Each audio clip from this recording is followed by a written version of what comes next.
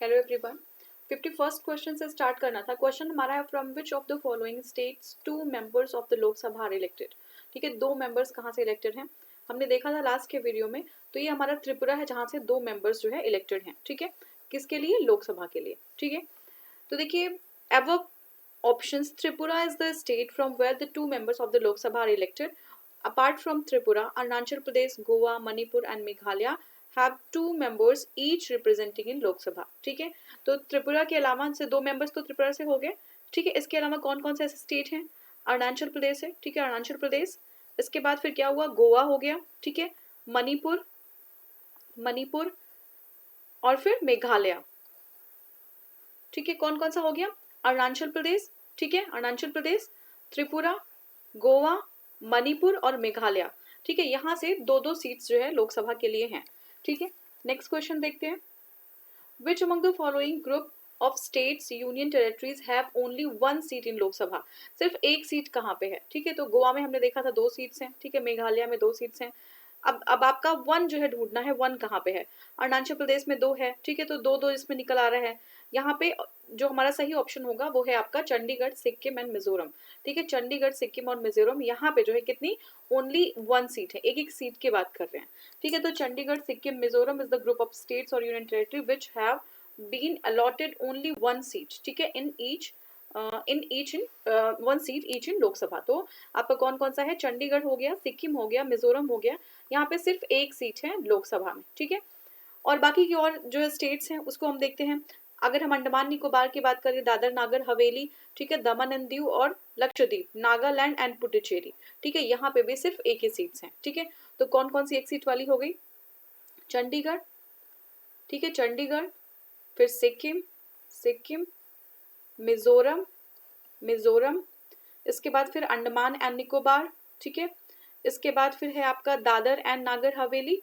ठीक है, दादर नागर हवेली और दमन दीव साथ में ही है अब तो। ठीक है, दमन एंड दीव। ठीक है, तो ये आपका 1-1 था, ये 2016 का क्वेश्चन है, ये आप दोनों एक कर दिया गया है। ठीक है, फिर इसके बाद है लक्षद्वीप। ठीक है, लक्षद्वीप, नागालैंड, नागालैंड और पुडुचेरी। तो ये सारे जो हमारे स्टेट्स और यूनियन टेरिटरीज हैं, यहाँ पे एक एक सीट है लोकसभा में।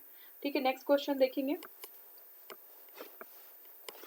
देखिए नेक्स्ट हमारा question, after delimitation of the largest Lok Sabha, after delimitation, the largest Lok Sabha constituency in terms of number of votes in UP। ठीक है, यूपी की बात पूछा जा रहा है कि डिलिमिटेशन के बाद जो है यूपी में जो हमारी लार्जेस्ट कॉन्स्टिट्यूएंसी होगी, किसके केस में? वोटर्स के केस में, नंबर ऑफ वोटर्स, वो कौन सा है? देखिए तो ऑप्शन हमारा है अमेठी, उन्नाव, लखनऊ और बागपत। ठीक है, देख लेते हैं इसको। तो Lok Sabha election was held in 2009 for 15th Lok Sabha. After the enforcement of the delimitation order in 2008 in terms of the number of electorates, ठीक है, या electors in terms of number of electors, Unnao, ठीक है, Unnao of Uttar Pradesh with approximately 19 lakh voters was the biggest constituency in the general election 2009। At present Lok Sabha constituency in terms of number of voters is Ghaziabad. ठीक है, अभी present time में गाजियाबाद है। 9 की बात करें, जो 9 में 2008 में जब डिलिमिटेशन होता उसके बाद 9 का जो पहला इलेक्शन था, उस टाइम उन्नाव को हमने देखा था कि उन्नाव जो है अप्रोक्सीमेटली 19 लाख वोटर्स थे यहाँ पे। ठीक है, अभी प्रेजेंट में देखेंगे तो गाजियाबाद जो है सबसे ज़्यादा वोटर्स वाला हमारा कॉन्स्टिट्यूएंसी है, फॉलोड बाई उन्नाव। ठीक है, तो गाजियाबाद जो है आपका लगभग ये आपका 22,063 आपका है, हाँ 22,63,961 और यहाँ पे 21,10,388। तो ये वोटर्स का नंबर है।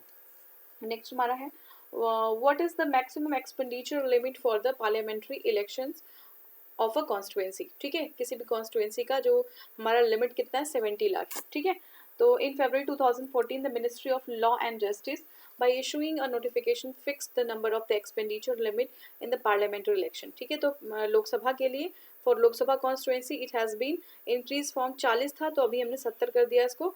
तो 70,000 रुपये तक 70 लाख रुपए तक खर्च किया जा सकता है। और विधानसभा के लिए इसको जो है 16 से 28 लाख कर दिया गया। तो ध्यान रखिएगा, लोकसभा के लिए इसको 70 लाख कर दिया गया है और विधानसभा के लिए इसको कर दिया गया है 28, और 17 बढ़ाया गया था किससे? 40 से, और 28 जो था अभी है वो पहले 16 लाख था। ठीक है, तो first general election of Lok Sabha was held, पहला जनरल इलेक्शन कब हुआ था? 1952 में हुआ था, याद होगा आपको। एक्चुअली 51 52 में हुआ था, तो 52 हम इसको मानेंगे। देखिए, तो first general election was held between the 25 October 1951 and 21 फरवरी 1952। ठीक है, तो 21 आपका 25 अक्टूबर 1951 1951 से स्टार्ट हुआ था और 21 फरवरी 1952 तक चला था, तो हम 1952 ऑप्शन में है वही हम सही मानेंगे। ठीक है, the first session of the Lok Sabha commenced on the 13 मई 1952। ठीक है, तो अगर फर्स्ट इलेक्शन की बात पूछ रहा कब हुआ था, तो पहला इलेक्शन जो है 25 अक्टूबर 1951 से लेके 21 फरवरी 1952 तक हुआ था। और अगर पूछेगा फर्स्ट सेशन कब हुआ था, शायद क्वेश्चन में सेशन पूछा है क्या, फर्स्ट जनरल इलेक्शन की बात कर रहे हैं, तो सेशन में क्लियर ही अगर सेशन पूछता है तो 30 मई 1952। ठीक है, 30 मई 1952। नेक्स्ट क्वेश्चन हमारा है ninth Lok Sabha was dissolve on. ठीक है, तो ये पुराना क्वेश्चन है। नाइन्थ लोकसभा की बात करें तो 13 मार्च 1991, ये जो है पुराना क्वेश्चन है। तो अभी प्रेजेंट टाइम में आप देखेंगे प्रेजेंट में क्या क्वेश्चन बन सकता है। पुराना क्वेश्चन आपको बहुत ज़्यादा इंपॉर्टेंट नहीं होगा ये, बट हाँ आपको एक आइडिया मिलेगा कैसा क्वेश्चन आ सकता है। ठीक है, the election for the 12th Lok Sabha of India was held in 12वीं लोकसभा कब हेल्ड हुई थी, तो ये आपको बताना है। ये है आपका फरवरी 1998। ठीक है, फरवरी 1998। तो आपका election for the 12th Lok Sabha was held in February 1998 and 12th Lok Sabha was continued constituted on the 10th March 1998 and dissolved on 26 April 1999। ठीक है, तो नेक्स्ट हमारा क्वेश्चन है स्टेटमेंट और रीजन है। स्टेटमेंट में क्या है, NDA government does not like discussion under rule 184 of rules of the procedure and conduct of the business in Lok Sabha। ठीक है, NDA government does not like discussion under the rule 184 of rules of the procedure and conduct of business in Lok Sabha। Reason क्या है, this rule provides for voting also along with the discussion. तो देखिए हमें सही बताना है कि सही कौन सा होगा। तो देखिए हमारा इसमें आर, ए और आर दोनों सही है और सही एक्सप्लेनेशन भी है। ठीक है, क्या करेंगे इसको। अब नेक्स्ट हमारा क्वेश्चन है 59th question, who is the leader of Lok Sabha. ठीक है, who is the leader of the Lok Sabha. Leader हैं कौन लोकसभा के, तो ये प्राइम मिनिस्टर हमारे होते हैं। हमने देखा था कि काउंसिल ऑफ मिनिस्टर के जो हेड होते हैं, जो लीडर होते हैं, उनको हेड करते हैं हमारे प्राइम मिनिस्टर। तो प्राइम मिनिस्टर ही जो है लोकसभा के लीडर होंगे। According to article 75(1) the prime minister shall be appointed by the president and he is the head of the council of ministers. कौन होते हैं, वो हेड होते हैं किसके, काउंसिल ऑफ मिनिस्टर्स के, and the leader of the majority party in Lok Sabha. ठीक है, लोकसभा के में जो मेजॉरिटी पार्टी होती है उसके भी वो लीडर होंगे। And the Prime Minister is not a member of lower house of the Parliament. Prime Minister is not a member of the lower house of the Parliament. Then he can nominate another minister as a leader of that house. ठीक है, in case ऐसा ज़रूरी नहीं है कि prime minister हमारे lower house के ही members हों, यानी लोकसभा के, वो राज्यसभा के हो सकते हैं। तो इस केस में जो लोकसभा के जो लीडर होंगे वो नॉमिनेट कर देंगे हमारे प्राइम मिनिस्टर कि आपको लीडर होना है किसका, राज्यसभा लोकसभा का। For example during 14th Lok Sabha Manmohan Singh then member of the Rajya Sabha, वो कहाँ से थे, आसाम जो है उनकी आसाम के सीट से थे, was the prime minister of India, but the leader of house जो थे वो कौन थे, प्रणब मुखर्जी जी थे। ठीक है, नेक्स्ट देखते हैं, which one of the following is the largest.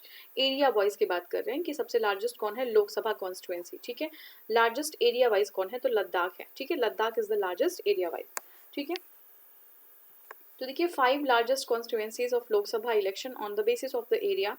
First जो सबसे बड़ा है वो लद्दाख है, second is the Barmer, third is Kutch, और फिर हमारा चौथा है अरुणाचल ईस्ट। ठीक है, फिर अरुणाचल वेस्ट। देख लीजिए फिर से, लद्दाख, देन बाड़मेर, देन कच्छ, इसके बाद है Arunachal east, Arunachal west. The smallest constituency on the basis of the area is Chandni Chowk. Delhi का जो चांदनी चौक है वो स्मॉलेस्ट है, और सबसे जो बड़ा है वो कौन सा है, हमारा लद्दाख है। ठीक है, नेक्स्ट देखते हैं, कंसीडर द फॉलोइंग स्टेटमेंट। पहला स्टेटमेंट हमारा, in the election for the Lok Sabha or state assembly, election for the Lok Sabha and state assembly, the winning candidate must get at least 50% of the vote polled to be declared elected. ठीक है, ये हमारा पहला statement है। दूसरा हमारा है, ठीक है, एटलीस्ट 50% वोट होने चाहिए स्टेट असेंबली में कि वो उनको जो है माना जाए कि वो इलेक्टेड हैं। ठीक है, वो जो है उनको इलेक्ट कर दिया गया है, वो जीत चुके हैं। According to the provision laid down in the Constitution of India, the Lok Sabha, the Speaker's post goes to the majority party and the deputy speakers to the opposition। ठीक है, तो क्या है, according to the provisions laid down in the Constitution of India, in Lok Sabha, the Speaker's post goes to majority party and the deputy speakers to opposition। तो ये कोई ज़रूरी नहीं है और ना ही ये ज़रूरी है, तो दोनों ही हमारा नीदर 1 और 2 होना चाहिए। ठीक है, देखिए इलेक्शन ऑफ द लोकसभा और the state assembly in India is conducted on a principle of first past the post। In this method the candidate with the highest number, जिसका नंबर जो है हाईएस्ट होगा but not necessary a majority, ठीक है, of votes is elected, जिसका भी कोई ज़रूरी नहीं कि 50% से ज़्यादा ही मिला हो, अगर हाईएस्ट उनको जो है मिला है तो वो जीत जाएंगे। ठीक है, तो ये हमारा, और इसके बाद 10 स्टेटमेंट जो हमारा एक है वो इनकरेक्ट हो जाएगा। According to article 93 of the constitution the house of the people shall as soon as may be choose 2 members of the house to be respectively speaker or deputy speaker। ठीक है, traditionally the speaker post goes to the majority party and deputy speaker जो है opposition की, लेकिन ये जो है traditionally ऐसा होता है, ऐसा कहीं मेंशन नहीं है। However there is no such provision in the constitution, therefore statement 2 is also wrong, तो 1 एंड 2 दोनों ही हमारा गलत हो जाएगा। अब नेक्स्ट हमारा क्वेश्चन है 62वां क्वेश्चन जो है, a seat of MP can be elected, a seat of a MP can be declared. ठीक है, seat of MP can be declared vacant if he absents himself from the house for a continuous period of. ठीक है, जो MP होंगे उनकी seat को vacant मान लिया जाएगा अगर वो कंटिन्यूसली जो हाउस है, ठीक है, यानी कि लोकसभा या राज्यसभा कोई भी हाउस से कंटिन्यूसली कितने दिन तक नदारत रहते हैं, गायब रहते हैं। तो देखिए कंटिन्यूसली अगर वो 2 महीने के लिए यानी कि 60 दिन के लिए 60 डेज के लिए वो गायब होते हैं, 2 मंथ्स के लिए गायब होते हैं, तो उनकी सीट जो है वैकेंट समझी जाती है। According to article 1014 of the constitution, if for a period for 60 days or days a member of either house of the parliament without permission of the house absent from all the meetings thereof, the house may declare his seat vacant। ठीक है, provided in computing the set period of 60 days no account shall be taken of any period during which house is prorogated or the adjourned for more than 4 consecutive days। ठीक है, तो मतलब उसमें जैसे उनका जो मीटिंग होती है, जो हमारा लोकसभा की जो और राज्यसभा की जो मीटिंग्स हो रही हैं वो कंटिन्यूसली हो रही हैं 2 मंथ्स के लिए, उसके बाद भी जो हमारे मेंबर हैं, एमपी हैं, वो बिना जो है परमिशन के, स्पीकर के या फिर डेप्टी स्पीकर किसी के, या फिर जो हाँ चेयरमैन है, तो उनके बिना परमिशन के वो 2 महीने के लिए अगर गायब है 60 डेज के लिए कंटिन्यूसली, तो जो है उनको उनके पोस्ट को वैकेंट माना जाएगा। ठीक है, next question, after how many days of absence from the parliament without permission of MP can be disqualified। तो अभी मैं जस्ट देखा था 60 डेज का होगा। In India Lok Sabha speaker is, ठीक है, उनको चूज किया जाता है, उनको नॉमिनेट किया जाता है, उनको इलेक्ट किया जाता है, उनको अपॉइंट किया जाता है। देखिए वो चूज किया जाता है उनको, जो हमारे जैसे मान लीजिए जो हमारा लोकसभा है, लोकसभा के जो ओल्डेस्ट मेंबर होंगे, ठीक है, वो एक कन्वेंशन है, ओल्डेस्ट मेंबर अगर ये हैं तो इनको जो है चूज कर दिया जाएगा स्पीकर। ठीक है, यानी कि पहले ही इलेक्टेड होते हैं, ये मेंबर ऑफ पार्लियामेंट होते हैं और ये जो है मेंबर ऑफ लोकसभा होते हैं। ठीक है, इनको जो है स्पीकर जो है इलेक्ट कर दिया जाता है, तो ये हो जाएगा, एक्चुअली चूज किया जाता है उनको। ठीक है, स्पीकर चूज किया जाता है। तो according to article 93 the house of the people shall as soon as may be choose 2 members of the house to be respectively speaker and deputy speaker thereof, and so often as the office becomes vacant the house shall choose another member to be the speaker or deputy speaker as the case may be। ठीक है, तो choose कर लिया जाएगा speaker और deputy speaker को। Next हमारा question है, speaker of the Lok Sabha, speaker of the Lok Sabha is elected by. ठीक है, तो जो लोकसभा के स्पीकर होते हैं वो उनको कौन इलेक्ट करता है, all the members of Lok Sabha. तो लोकसभा के जितने मेंबर्स होते हैं उन्हीं लोग मिलके जो है किसी स्पीकर को इलेक्ट कर देते हैं। ठीक है, अब देखिए नेक्स्ट क्वेश्चन है, who among the following does not take oath of the office, कौन जो है ओथ नहीं लेता ऑफिस का। तो देखिए ये जो हमारा प्रेसिडेंट है, प्राइम मिनिस्टर है, वाइस प्रेसिडेंट है, जजेस ऑफ सुप्रीम कोर्ट है। तो देखिए और एक ऑप्शन हमारा है स्पीकर। तो देखिए ये प्रेसिडेंट जो है हमारे वो लेते हैं, ठीक है, प्राइम मिनिस्टर भी लेते हैं, सुप्रीम कोर्ट के जजेस भी लेते हैं, हमारे वाइस प्रेसिडेंट भी लेते हैं। स्पीकर जो है वो ओथ नहीं लेते, वो चूज किए जाते हैं अपने ही मेंबर्स के बीच से, तो उनका कोई ऐसा जो है ओथ नहीं होता। ठीक है, तो ये हो गया आपका। अब नेक्स्ट देखते हैं, देखिए speaker and deputy speaker of the Lok Sabha do not take oath of the office. Article 93 of the Constitution mentioned about the Speaker and Deputy Speaker. Article 94 deals with the vacation and the resignation of and removal। ठीक है, vacation के लिए, resignation और removal of the office of the speaker and deputy speaker. तो 93 में क्या है, 93 में स्पीकर और डेप्टी स्पीकर के बारे में मेंशन किया गया है। Speaker and deputy speaker of the Lok Sabha do not take oath, ठीक है, इनका कोई ओथ नहीं होता। 94 में मेंशन किया गया है इनका वेकेशन, इनका रेजिग्नेशन और इनका रिमूवल, ठीक है, किसका, स्पीकर और डेप्टी स्पीकर का। Article 95 describes the power of the speaker, ठीक है, स्पीकर की पावर्स क्या क्या होती है। Whereas the president, as the article 60, the vice president and the council of ministers including prime minister in article 75(4) and the judges of the supreme court in article 124(6) take oath of the office। तो इन्हें बताया गया कि ये article जिसमें जो है ये लोग ओथ लेते हैं, बट स्पीकर और डेप्टी स्पीकर का कोई ओथ नहीं होता। Next question, which of the following does not take the oath of the office. Office में ओथ नहीं होता, किनका नहीं होता ये बताना है, ठीक है। तो ये आपका है स्पीकर, ठीक है, स्पीकर का ओथ नहीं होता। The oath of the office of the president is administered by the Chief Justice of India. Oath of the office of the Vice President is administered by the President of India, and oath of the Prime Minister is administered by the President of India. ठीक है, President administers the oath to the members of the Council of Ministers. Speaker does not take oath of the office, जो हमारे speaker होते हैं वो जो है oath नहीं लेते हैं, ठीक है। नेक्स्ट है who does the speaker of the Lok Sabha submits his resignation, ठीक है। तो स्पीकर जो हमारे लोकसभा के वो किसको अपना रेजिग्नेशन देते हैं, तो ये अपना डेप्यूटी स्पीकर को देते हैं, ठीक है, डेप्यूटी स्पीकर को, ये हमारा सी वाला है, ठीक है, तो सी सही हो जाएगा। और ऐसे ही डेप्यूटी स्पीकर जो है वो अपना जो है रेजिग्नेशन जो होता है वो किसको सबमिट करते हैं, वो स्पीकर को। तो ये मतलब वाइस वर्सा होता है, स्पीकर डेप्यूटी स्पीकर को और डेप्यूटी स्पीकर जो है स्पीकर को दे देता है, ठीक है। नेक्स्ट क्वेश्चन देखते हैं, जिसमें एक्सप्लेनेशन है। स्पीकर ऑफ द लोकसभा में at any time by writing under his hand address to deputy speaker resigns from his office. This provision has been made in article 94B which deals with his vacation, resignation and removal of the speaker and deputy speaker, ठीक है। Next question देखते हैं। Speaker of Lok Sabha, ठीक है, speaker जो है किसके, लोकसभा के, address his letter to resignation, letter of resignation किसको एड्रेस करेंगे, तो ये अभी वही क्वेश्चन है, डेप्यूटी स्पीकर को करेंगे। नेक्स्ट क्वेश्चन हमारा है, how can the speaker of the Lok Sabha be remove, जो हमारे लोकसभा के स्पीकर होते हैं कैसे रिमूव किया जाएगा, तो by a resolution of the Lok Sabha passed by the majority of all the members of the house, ठीक है, मैंने बताया था सारी चीज़ें डिटेल में डिस्कस की जा चुकी हैं।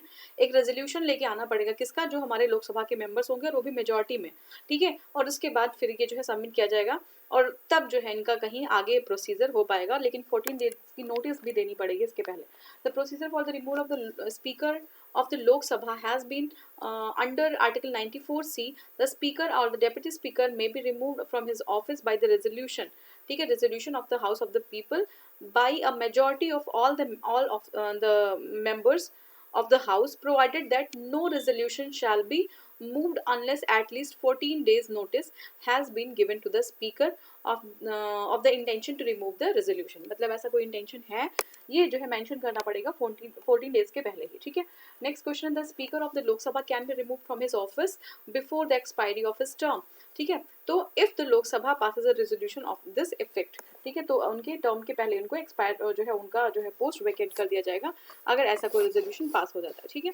Next question, the speaker of the Lok Sabha can be remove by, कैसा same question has a resolution of the Lok Sabha passed by the majority of the members of that house, ठीक है। नेक्स्ट क्वेश्चन हमारा है, regarding the office of the Lok Sabha speaker consider the following statement, थोड़ा सा नीचे कर देती हूँ, ठीक है। तो हमारा ऑप्शन क्या है, ऑप्शन हमारा है ही or she hold the office during the pleasure of the president, president का जब तक प्लेजर रहेगा तब तक वो ऑफिस होल्ड करेंगे, ये हम सही है या गलत है ये हमें बताना है, ठीक है। नेक्स्ट हमारा क्या है, नेक्स्ट है question, he or she shall not be the member of the house at a time of his election but has to become the member of the house within 6 months from the date of his election, ठीक है।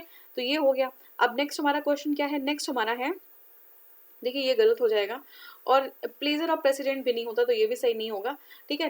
अब last देख लेते हैं, if he or she intends to resign the letter of his or her resignation has to be addressed to the deputy speaker, सिर्फ 3 सही है। अब ऑप्शन देखते हैं कौन सा 3, ये देखिए 2 वाला है जो आपका बी, ठीक है, बी जो है ओनली 3 है तो यही आपका सही आंसर हो जाएगा। The speaker of the house of the people has to be chosen by the members of the Lok Sabha among themself, he may be removed from the office by a resolution passed by the majority of the members, the then members of the house, ठीक है। The speaker may address his resignation to the deputy speaker of the house, तो यही हो जाएगा हमारा। Next question है which one of the following statement regarding the office of the speaker is correct. ठीक है, कौन सा सही है ये बताना। ही holds office during the pleasure of president, तो ये अभी हमने देखा था, ये गलत है हमारा। He need not to be a member of the house at the time of his election but he has to become the member of the house within 6 months from his date। यही same question दिया हुआ, तो ये भी सही नहीं है। Correct पूछा गया है he loses his office if the house is dissolved before the end of the, ये भी गलत हो जाएगा हमारा, ये भी नहीं सही है।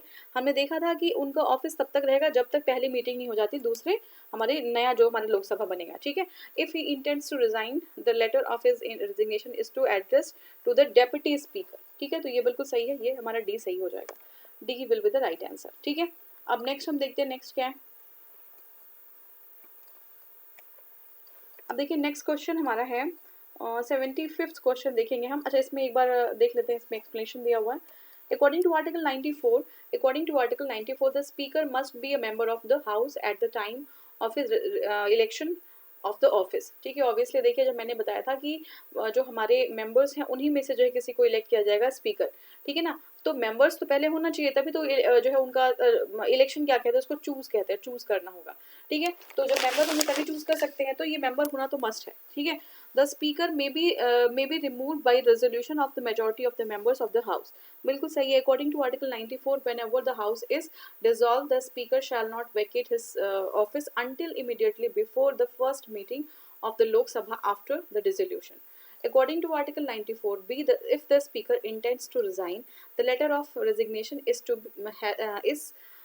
be addressed to the Deputy Speaker। ठीक है, तो ये जो है ये भी सही है। ठीक है, तो अब हमारा जो है नेक्स्ट क्वेश्चन हमारा 75th क्वेश्चन है ये। Consider the following statement. क्या statement? The speaker of the legislative assembly shall vacate his or her office if he or she ceases to be the member of assembly। ठीक है, अगर member of जो assembly यानी कि lower house है, यानी हमारे लोकसभा के मेंबर नहीं हुए तो स्पीकर कैसे बने रह पाएंगे? सही है, बिल्कुल सही है। नेक्स्ट हमारा है whenever the legislative assembly is dissolve the speaker shall vacate his or her seat immediately. तो ये अभी हमने देखा था कि अगर डिसॉल्व हो भी जाती है हमारी लोकसभा तब भी जो स्पीकर होंगे उनका जो ऑफिस है वो जो है तुरंत समाप्त नहीं होगा, क्योंकि जो नई लोकसभा जब तक आएगी और उसकी फर्स्ट मीटिंग जब होगी उसके पहले जो है ही ये वैकेट कर पाएंगे, अदरवाइज जब तक नहीं होगा तब तक वैकेट नहीं करेंगे। तो ये हमारा एक ही सही हो जाएगा, ओनली वन। ठीक है, देखिए speaker is elected by the assembly itself. ठीक है, स्पीकर जो होते हैं, speaker is elected by the assembly itself from amongst its members.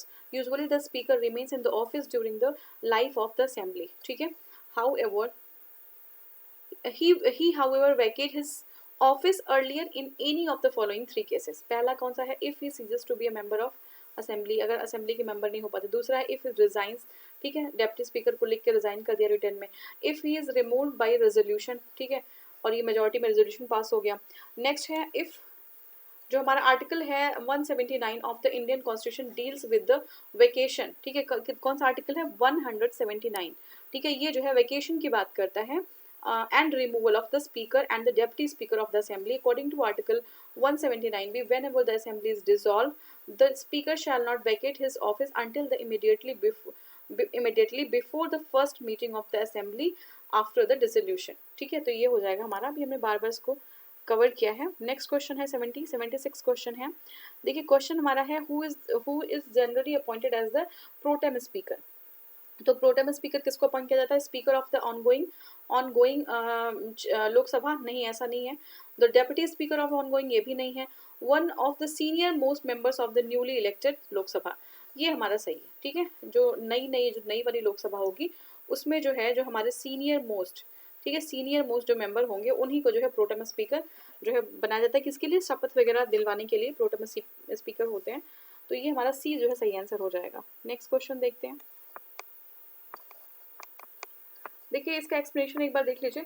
As soon as the new government is form the legislative section of the parliament prepares a list of the speaker of the senior most Lok Sabha जो member होंगे उनका list तैयार किया जाएगा। In this list then submitted to the minister of the parliamentary affairs for the appointment of the pro tem speaker.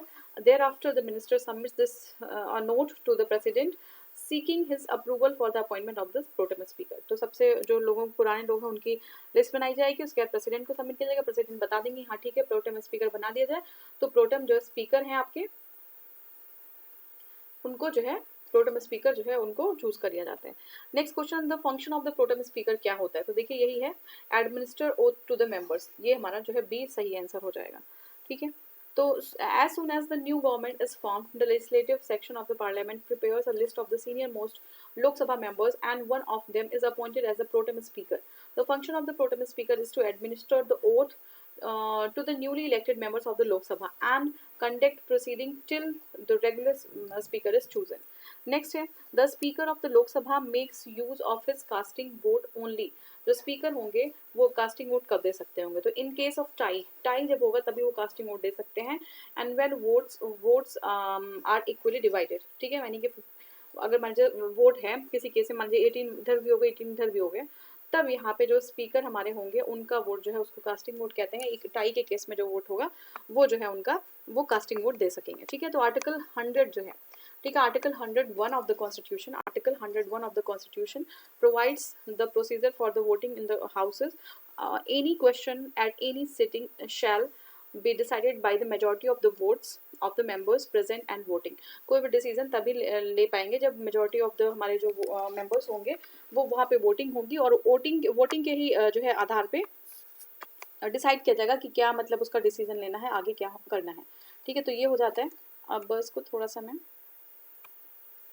हाँ ठीक है, तो अब देखिए क्या होगा कि according to article 101 the speaker और person acting as the chairman or speaker shall not vote in first tense but shall have and exercise a casting vote.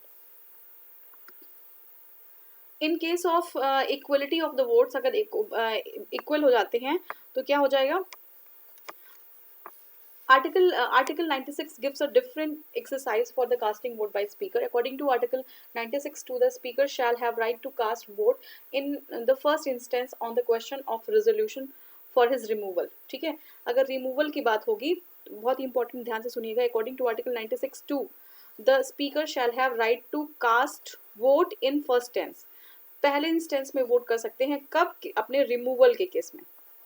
ठीक है, but not in the case of equality of votes, equality of votes के case में नहीं करेंगे। ठीक है, तो दो चीज़ें हैं यहाँ पे, रिमूवल की जब बात आएगी तो इक्वलिटी ऑफ वोट के केस में नहीं करेंगे बल्कि फर्स्ट इंस्टेंस में करेंगे, और अगर नॉर्मल जो है आपका बिजनेस चल रहा है तो जो है आपका इक्वलिटी ऑफ वोट्स के केस में जो है ये करेंगे। ठीक है, अब नेक्स्ट हमारा क्वेश्चन है, which one of the following articles of the constitution provides for the speaker shall have and exercise a casting vote in case of equality of votes. ठीक है, तो कौन सा कब कास्टिंग वोट है? ये आर्टिकल हमारे 100 में दिया गया है। ठीक है, who was the first speaker of Lok Sabha? Lok Sabha के पहले स्पीकर कौन थे? तो हमारा जीवी मावलंकर जी थे, हमने देखा था। तो ये जो है आपका अभी इसमें दिया हुआ स्टार्टिंग से लेके अभी तक कितने थे एक बार आप देखेंगे। ओम बिरला जी अभी प्रेजेंट टाइम के हैं, 2019 से टिल प्रेजेंट ओम बिरला जी हैं। और नेक्स्ट क्वेश्चन हमारा है, the first speaker against whom the motion of the no confidence moved in the Lok Sabha was. पहले जो स्पीकर थे जिनके अगेंस्ट जो है एक नो कॉन्फिडेंस मोशन मूव किया था, ये जीवी मावलंकर जी हैं। ठीक है, हमने देखा था लास्ट के क्वेश्चन पे, इस तरह के क्वेश्चन हमने कवर किए थे, तो जीवी मावलंकर जी हैं। अब देखिए इसमें जो आचार्य जेबी कृपलानी जी होते हैं, 21 पार्लियामेंट जो हमारे मेंबर्स होते हैं उनके साथ जो है नो कॉन्फिडेंस मोशन मूव करते हैं फर्स्ट लोकसभा में जीवी मावलंकर के विरुद्ध। तो ये जो है 15 दिसंबर 1954 को होता है, and this motion was refused by Lok Sabha in 18 December 1954। अब next question, the first female speaker of the Lok Sabha. पता है आप सभी लोगों को मीरा कुमार जी थी, तो first women speaker of the Lok Sabha was Meera Kumar. She was chosen unopposed as the speaker and served from June 2009 to June 14। Present Lok Sabha deputy speaker is, अभी present time में डेप्टी स्पीकर कौन है तो ये हम आपको बताना है। तो डेप्टी स्पीकर प्रेजेंट लोकसभा में डेप्टी स्पीकर कौन है? तो देखिए इसमें देखिए एट द टाइम क्वेश्चन जो हमारा 99 का क्वेश्चन है।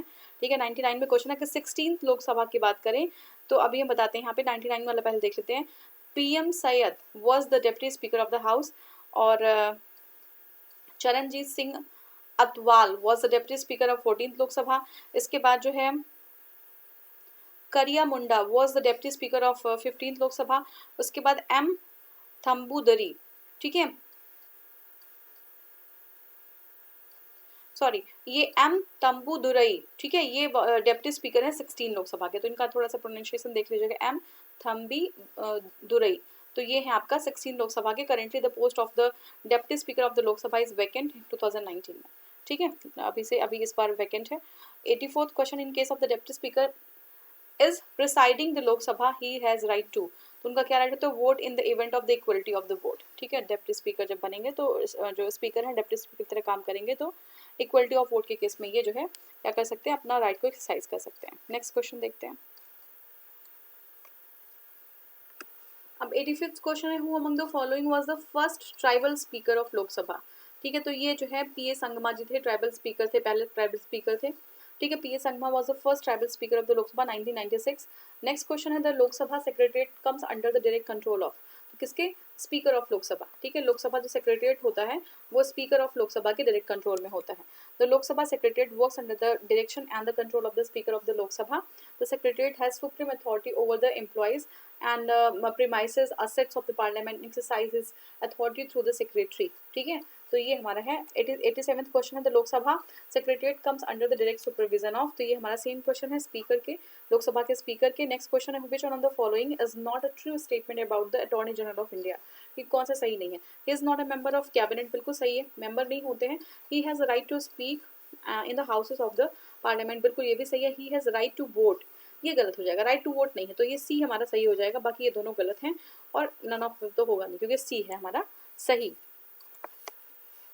अब देखिए नेक्स्ट, देखिए इसमें एक्सप्लेनेशन देख लेते हैं। The constitution under article 76 has provided for the office of the Attorney General of India.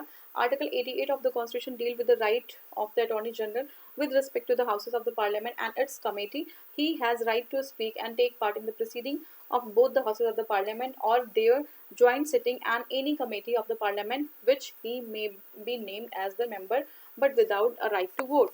The Attorney General is not a member of the cabinet through though he could be invited to attend a meeting if required, ठीक है, member नहीं होते, meeting वगैरह attend कर सकते हैं।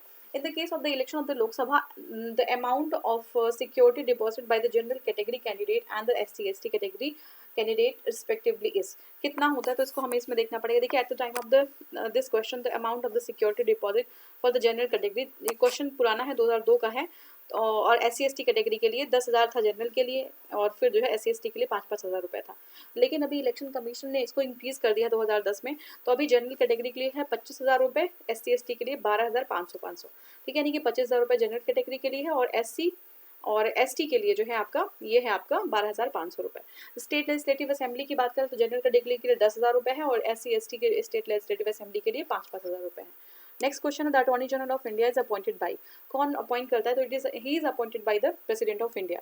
The constitution, हमारा जो आर्टिकल है article 76 has provided for the office of the attorney general of India. He is the highest law officer in the country and he is appointed by the president and holds office during the pleasure of the president. It means that he has no security of tenure, ठीक है, pleasure of president पे है तो कोई security का tenure नहीं होता, can be removed by the president at any time, ठीक है। तो ये हमारा हो गया। नेक्स्ट क्वेश्चन देखते हैं। अब देखिए 91st क्वेश्चन हमारा है, at which of the following stages general discussion on a bill takes place in the Lok Sabha, ठीक है। तो ये आपका है ड्यूरिंग सेकेंड रीडिंग, ठीक है, दूसरी रीडिंग में जो है जो जनरल डिस्कशन है किस पे, बिल्स पे, ठीक है, लोकसभा में सेकेंड रीडिंग में होती है। तो there are 3 stages under which the bill has to be pass in either house of the parliament. कितने, 3 स्टेजेस होते हैं, 3 स्टेजेस होते हैं। At first stage leave is asked for introduction of the bill, ठीक है, if granted bill is introduced. The second stage में reading of the bill consist of consideration of the bill which occurs in 2 stages. At first the general discussion on the bill as a whole, and at second stage the clause by clause consideration of the bill as introduced or reported by the select committee or joint committee. तो दूसरे वाले में क्या होता है, reading होती है, और जो है हमारे दूसरे जो स्टेज में भी 2 पार्ट में डिवाइडेड है। दूसरे स्टेज के पहले पार्ट में रीडिंग होगी और दूसरे स्टेज के दूसरे पार्ट में क्या होगा, क्लॉज बाय क्लॉज इसको कंसीडर किया जाएगा बिल को, ठीक है। At third stage reading debate is confined to the argument after member in charge can move that bill is passed. तो ये चीज़ें पूरा प्रोसेस होता है। नेक्स्ट क्वेश्चन है, which on the following are exclusive power of the Lok Sabha in comparison to the Rajya Sabha. Exclusive power क्या होती है किसकी, लोकसभा की, राज्यसभा के कंपेरिजन में, ये आपको बताना है। तो देखिए फर्स्ट हमारा है मनी बिल और finance bill can be introduce only in the Lok Sabha lower house. ठीक है, ये हो गया बिल्कुल सही है, लोअर हाउस में ही मनी बिल या फाइनेंस बिल इंट्रोड्यूस किया जाता है। दूसरा हमारा है रिगार्डिंग द रिजेक्शन और amendment of the money bill. ठीक है, रिजेक्शन और अमेंडमेंट, तो ये भी सही है। नेक्स्ट हमारा accountability of the council of minister bill पर, ये लोकसभा के लिए बिल्कुल ये भी सही है। फोर्थ हमारा है considering the creation of one और मोर ऑल इंडिया सर्विसेज, तो ये हमारा जो है क्या है, which of the following Lok Sabha in comparison to the Rajya Sabha, तो ये जो हमारा आपका है ऑल इंडिया सर्विसेज में राज्यसभा के को जो है पावर होती है। ठीक है, तो देख लेते हैं एक्सप्लेनेशन। तो ये चौथा नहीं है जिसमें वही लगा दीजिए, बी वाला होगा, देख लीजिए इसको। देखिए Lok Sabha in comparison to the Rajya Sabha has exclusive power in regards to the introduction of the money bill, its rejection and amendment as provided in Article 109. The accountability of the Council of Ministers is to the lower house of the people or Lok Sabha as provided in Article 75(3), whereas the Rajya Sabha has exclusive power with regard to the creation of one or more all India services in 312. ठीक है, तो ये हमारा पूरा है। Next question हमारा है which one of the following is not correct, सही कौन सा नहीं है ये हमें बताना है। ठीक है, तो हमारा है each money bill is finance bill. ठीक है, सारे जो हमारे मनी बिल होते हैं वो फाइनेंस बिल होते हैं। ठीक है, तो ऐसा नहीं है, सारे फाइनेंस बिल मनी बिल हो सकते हैं। Each money bill is finance bill, तो सारे फाइनेंस बिल मनी बिल हो सकते हैं लेकिन सारे मनी बिल फाइनेंस बिल नहीं हो सकते, तो ये गलत हो जाएगा। Each money bill is not a money bill, each finance bill is not a money bill. ठीक है, each finance bill is not a money bill. देखिए ये दोनों ही गलत हो जाएगा। Finance bill can be introduce in Lok Sabha only, ये सही है हमारा। Finance bill is pre sign by the president. ठीक है, तो ठीक है ये बिल्कुल सही है, इसको पहले ही प्रेसिडेंट के सामने प्रस्तुत कर दिया जाता था, तो ये बिल्कुल 2 और 3 सही है। तो मेरे हिसाब से 2 और 3, अच्छा 2 और 3, सॉरी 2 और 3 नहीं है ये। थर्ड हमारा finance bill can be introduce in Lok Sabha only. ठीक है, फाइनेंस बिल तो राज्यसभा में भी, तो ये गलत हो जाएगा हमारा। और चौथा जो हमारा है ये सही हो जाएगा, फोर्थ सही हो जाएगा। आगे देखते हैं क्या है। राज्यसभा कैन 5, एक बार इसको फिर से देखिएगा, वो वाले गलत थे हमारे आई थिंक। इसमें देखिए Rajya Sabha can detain the finance bill for 14 days. तो ठीक है, राज्यसभा देखिए फाइनेंस बिल हुआ, ठीक है फाइनेंस बिल हुआ और मनी बिल हुआ, ये जो है हमारे लोकसभा में ही इंट्रोड्यूस कर सकते हैं, राज्यसभा में नहीं।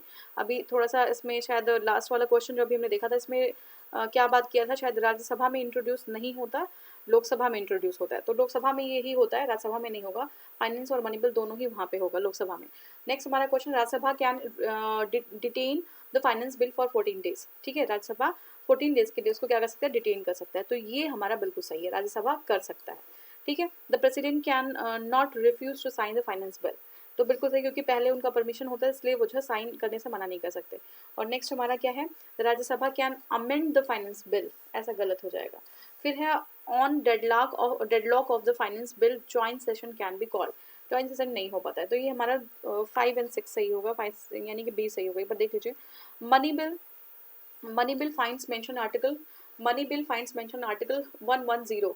ठीक है, 110(1) में है of the Indian constitution, each money bill is a finance bill. सारे जितने मनी बिल्स होते हैं वो सारे फाइनेंस बिल होते हैं, लेकिन सारे फाइनेंस बिल मनी बिल नहीं होते। However each finance bill is not a money bill. Finance bill and money bill both can be introduce only in the Lok Sabha, ठीक है, राज्यसभा में नहीं, and only on the recommendation of the president. The Rajya Sabha has to return the money bill with or without the reconsideration within 14 days, तो 14 दिन का delay कर सकते हैं वो। The council of the state can make amendment in it. ठीक है, तो अब क्या होगा हमारा कि इन case of the disagreement of the finance bill a joint session can be called. एक सेकेंड, इसमें थोड़ा सा कंफ्यूजन है, जॉइंट सेशन हो सकता है या नहीं हो सकता है, तो कैन बी कॉल्ड, मुझे तो लगता है जॉइंट सेशन नहीं हो सकता है। जॉइंट सेशन कहाँ होगा, in the case of the disagreement of the finance bill joint session can be called, मुझे लगता है जॉइंट सेशन नहीं होता, ये पता नहीं, मुझे सही नहीं लग रहा, एक बार आप कंफर्म करके बताइए कमेंट सेक्शन में, और इसको ज़रूर बताइएगा कि अगर कोई डिस्प्यूट है मनी फाइनेंस बिल को लेके, डिसएग्रीमेंट है, तो क्या जॉइंट सेशन हो पाएगा। ठीक है, नेक्स्ट क्वेश्चन, नेक्स्ट इसमें क्या है, president can return a finance bill for the consideration by the house. ठीक है, तो ये हो गया हमारा। The money bill is defined in which article of the constitution of India, कहाँ पर डिफाइंड है, ये आर्टिकल 1110 में है। ठीक है, 1110 में है। तो consider the following statement in relation to the women member of 15th Lok Sabha. ठीक है, ये हमें कंसीडर करना है, तो अब देखते हैं इसको। देखिए दे आर लेस देन 10%, ठीक है, 10% से कम बताया गया है। और maximum of them belong to the Indian National Congress. फिर है 3 members are elected from the Rajasthan. Maximum women members are elected from the Uttar Pradesh. हमें बताना है सही और गलत। एक बार इसको पढ़ लेते हैं। देखिए 17 Lok Sabha the member of the number of the women members are 14%, वहाँ पे लेस देन 10% कहा, तो ये गलत हो जाएगा पहला स्टेटमेंट। अब देखिए there were total 78 womens out of which 6 were from INC, और उसमें कहा था मैक्सिमम नंबर आईएनसी का, तो ये भी गलत हो जाएगा। 41 फ्रॉम बीजेपी, तो बीजेपी से सबसे मैक्सिमम है। हाईएस्ट नंबर ऑफ वुमेन वो elected from the Uttar Pradesh and West Bengal, 11 each है, ठीक है। तो यूपी से और जो है हमारा वेस्ट बंगाल से 11 जो है विमेंस हैं, तो ये हो जाएगा हमारा। अब नेक्स्ट हमें क्या करना है, देखिए नेक्स्ट में दूसरा चैप्टर स्टार्ट करेंगे द पार्लियामेंट। सेकेंड जो पार्ट है पार्लियामेंट का, उसको हम कवर करेंगे। Thank you so much for watching. Thank you.